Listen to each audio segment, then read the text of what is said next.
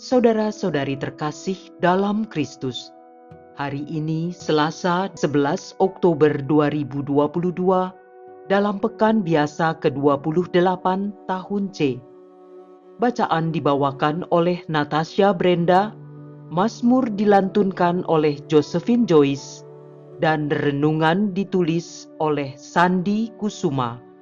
Selamat menekuni Sabda Allah. Marilah kita semakin mengasihi, semakin peduli, dan bersaksi.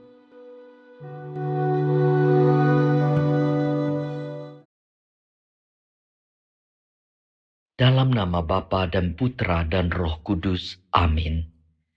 Allah Bapa kami yang bertahta di surga, kami bersyukur sebab Engkau perkenankan kami untuk setiap hari mendengarkan sabdamu melalui renungan harian The Power of Word ini. Sebagaimana halnya badan jasmani kami yang setiap hari membutuhkan asupan, begitu pula halnya dengan jiwa kami setiap hari memerlukan asupan rohaniah agar tetap hidup. Bantulah kami untuk membuka mata, telinga, dan hati kami agar sabdamu hari ini sampai ke lubuk hati kami seperti yang Engkau sabdakan. Kami berdoa kepadamu di dalam Yesus Kristus Tuhan kami. Amin. Bacaan dari surat Rasul Paulus kepada jemaat di Galatia, bab 4 ayat 31b sampai bab 5 ayat 6. Saudara-saudara, kita bukanlah anak dari wanita hamba, melainkan dari wanita yang merdeka. Sebab Kristus telah memerdekakan kita, supaya kita benar-benar merdeka. Karena itu, berdirilah teguh dan jangan mau tunduk lagi di bawah kuk perhambaan.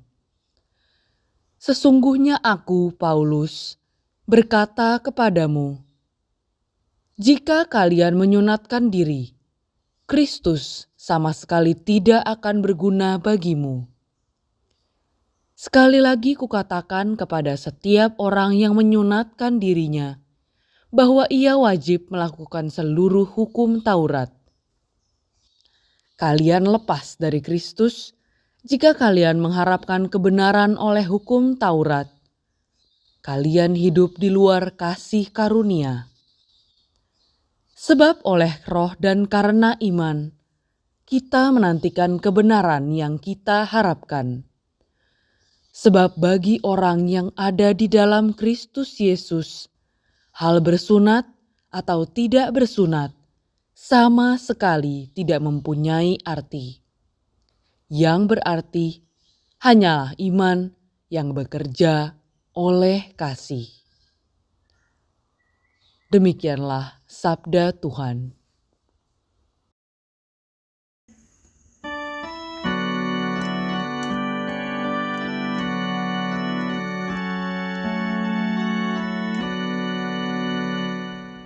Semoga kasih setiamu mendatangi aku ya Tuhan. Kiranya kasih setiamu mendatangi aku ya Tuhan. Keselamatan daripadamu itu sesuai dengan janjimu.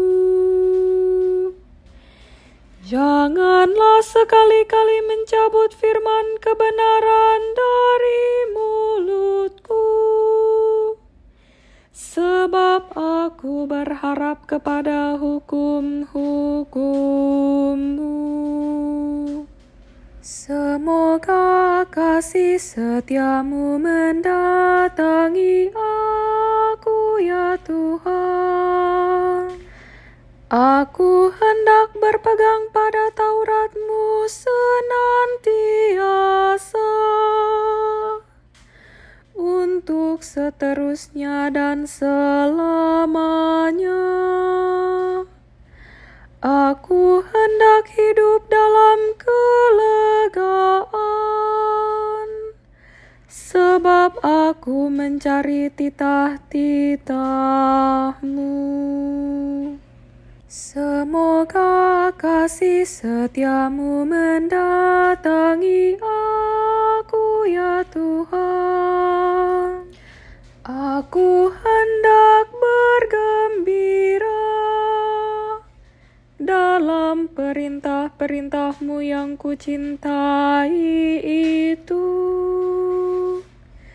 Aku menaikkan tanganku kepada perintah-perintah-Mu yang kucintai.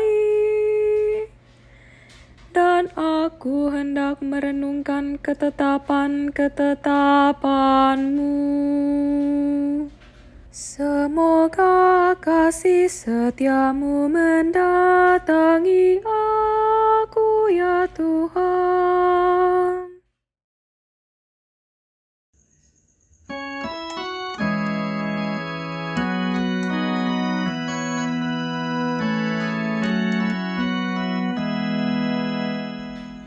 Alleluia, alleluia, alleluia. Sabda Allah itu hidup dan penuh daya, menguji segala pikiran dan maksud hati. Alleluia, alleluia, alleluia.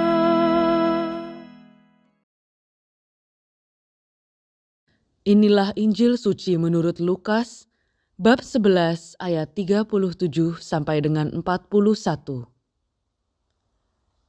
Pada suatu ketika, selesai mengajar, Yesus diundang seorang Farisi untuk makan di rumahnya. Maka masuklah Yesus ke rumah itu, lalu duduk makan. Tetapi orang Farisi itu heran melihat Yesus tidak mencuci tangan sebelum makan. Lalu Tuhan berkata kepadanya, "Hai orang-orang Farisi, kamu membersihkan cawan dan pinggan bagian luar, tetapi bagian dalam dirimu penuh rampasan dan kejahatan. Hai orang-orang bodoh, bukankah yang menjadi bagian luar, dialah juga yang menjadikan bagian dalam? Maka berikanlah isinya sebagai sedekah, dan semuanya akan menjadi bersih bagimu." Demikianlah sabda Tuhan.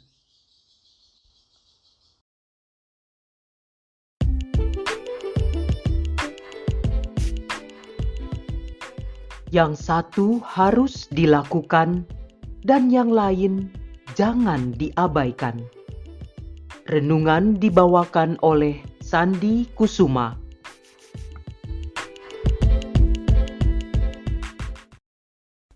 Adik-adik, Bapak, Ibu, dan saudara-saudara seiman dalam kasih Kristus. Seorang Farisi yang mengundang Yesus untuk makan di rumahnya merasa heran. Mengapa Yesus tidak mencuci tangan sebelum makan? Mencuci tangan sebelum makan merupakan tradisi yang dilakukan orang di zaman itu. Tuan rumah wajib menyediakan tempat cuci tangan bagi tamunya, dan tamu wajib mencuci tangan untuk menghormati tuan rumah. Aturan mencuci tangan ini merupakan perintah agama yang ditaati secara ketat oleh para pemeluk Yudaisme. Sesungguhnya kalau Yesus mau mengambil hati orang-orang Farisi, atau setidaknya untuk menyenangkan tuan rumah, apa susahnya sih mencuci tangan dahulu sebelum makan? Toh itu juga baik untuk kesehatan. Yesus tidak melakukannya. Nampaknya Yesus ingin meluruskan ajaran agama yang keliru. Memang betul ada berbagai upacara pembasuhan menurut hukum Taurat, tetapi upacara mencuci tangan tidak termasuk. Allah tidak pernah memerintahkan kepada mereka soal mencuci tangan ini. Ritual mencuci tangan ini dibuat oleh pendahulu mereka untuk melengkapi Taurat. Memang banyak aturan-aturan tambahan yang dibuat tetapi tidak mengacu pada hukum Taurat. Orang Farisi dikenal taat akan semua aturan-aturan ini, maka mereka nampak saleh dan terpuji, tetapi sesungguhnya mereka banyak berbuat kejahatan yang tersembunyi. Yesus mengumpamakannya seperti cawan. Bagian luarnya nampak bersih, tetapi bagian dalamnya kotor, penuh dengan rampasan dan kejahatan. Sesungguhnya hukum Taurat mengajarkan untuk taat kepada Allah, bukan hanya taat kepada aturan-aturan buatan manusia saja. Yesus mengatakan, yang satu harus dilakukan dan yang lain jangan diabaikan. Taat kepada aturan agama, gereja, dan aturan pemerintah tentu saja baik, tetapi ketaatan kepada Allah akan sekaligus menjadikan kita taat kepada aturan dunia, sebab aturan dunia semestinya dibikin tidak bertentangan dengan aturan Allah. Ini memang bukan perkara gampang. Mari kita lihat. Yesus hadir di perjamuan makan itu sebagai tamu undangan. Tuan rumahnya adalah seorang Farisi. Sebagai tamu, tentu kita diharapkan untuk menghormati tuan rumah. Jangan sampai mempermalukan tuan rumah di hadapan tamu undangan lainnya. Jika didapati kekurangan atau hal-hal yang tidak sesuai dari pihak tuan rumah, sudah sepantasnya lah kita menutup-nutupinya. Tidaklah mudah meniru sikap Yesus yang tegak lurus kepada aturan Allah. Tidak mencuci tangan termasuk tindakan mempermalukan tuan rumah atau penghinaan terhadap tuan rumah. Terlebih lagi Yesus menyebut orang-orang Farisi, termasuk tuan rumah tentunya, sebagai orang-orang bodoh. Yang dimaksud bodoh bukanlah orang yang IQ-nya jongkok, melainkan orang yang nalar imannya rendah. Karena ingin terlihat baik dan saleh di mata orang, maka perbuatan jahat yang dilakukan berusaha untuk disembunyikan. Tak boleh ada yang tahu. Dianggap bodoh karena berusaha mendapatkan penghormatan dari orang-orang, tetapi mengabaikan perintah Allah untuk membersihkan dan menyucikan hatinya. Bukan orang yang tangannya bersih yang boleh masuk ke dalam kerajaan surga, melainkan orang yang hatinya bersih. Kalau kita teruskan membaca perikop dari Injil Lukas ini, maka kita mengetahui kalau Yesus memang mengecam orang-orang Farisi ini. Celakalah kamu, hai orang-orang Farisi, sebab kamu suka duduk di tempat terdepan di rumah ibadat dan suka menerima penghormatan di pasar. Membersihkan bagian luar dari diri kita adalah hal penting untuk kita lakukan, sebab Yesus memang meminta kita menjadi terang dan garam bagi dunia, meminta kita untuk menempatkan pelita kita di atas tiang dian, bukan di bawah gantang atau di bawah tempat tidur. Menjadi penting bagian luar dari diri kita nampak bersih di mata orang-orang. Tetapi membersihkan bagian dalam dari diri kita juga tak kalah pentingnya dan bahkan lebih penting, yaitu bagian yang tak nampak di mata orang lain tetapi dapat kita ketahui secara jelas apakah bagian dalam dari diri kita ini termasuk kotor atau bersih. Bersih-bersih bagian dalam ini kita lakukan melalui pertobatan. Dan tidak masalah kalau mesti kita kerjakan secara berkesinambungan, secara terus-menerus, sebab kita ini memang makhluk yang rentan terhadap berbagai macam godaan, cobaan, dan mara bahaya. Yang satu harus dilakukan dan yang lain jangan diabaikan. Bersih-bersih bagian luar dan juga bagian dalam dari diri kita. Dan yang perlu mendapat perhatian kita, yakni ayat terakhir dari bacaan Injil hari ini, yakni ayat 41 dari Injil Lukas 11.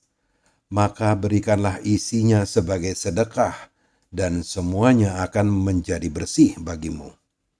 Ini dapat dikatakan multitasking, secara paralel mengerjakan dua tugas secara bersamaan, membersihkan bagian dalam dan sekaligus membersihkan bagian luar, yaitu dengan menjalankan perintah Injil, berbuat kebaikan kepada sesama. Yesus memberikan contohnya dengan bersedekah, yakni memberikan sebagian dari milik kita untuk orang lain yang lebih membutuhkannya. Jika perbuatan baik seperti ini kita kerjakan, maka semuanya akan menjadi bersih bagi kita, bagian dalam maupun bagian luarnya. Adik-adik, Bapak, Ibu, dan saudara-saudara seiman dalam kasih Kristus, marilah kita akhiri renungan ini dengan berdoa bersama. Dalam nama Bapa dan Putra dan Roh Kudus. Amin. Allah Bapa kami yang ada di surga, kami sungguh merasa bersyukur mendapat pencerahan melalui Putramu Yesus Kristus, Tuhan dan Juru Selamat kami, bahwa tak ada pilihan yang lebih baik bagi kami untuk tetap menjaga agar kami senantiasa bersih di luar dan bersih di dalam. Dampingilah kami dengan Roh Kudus-Mu agar kami dimampukan untuk menjalankannya. Demi Kristus Tuhan dan pengantara kami. Amin. Dalam nama Bapa dan Putra dan Roh Kudus. Amin.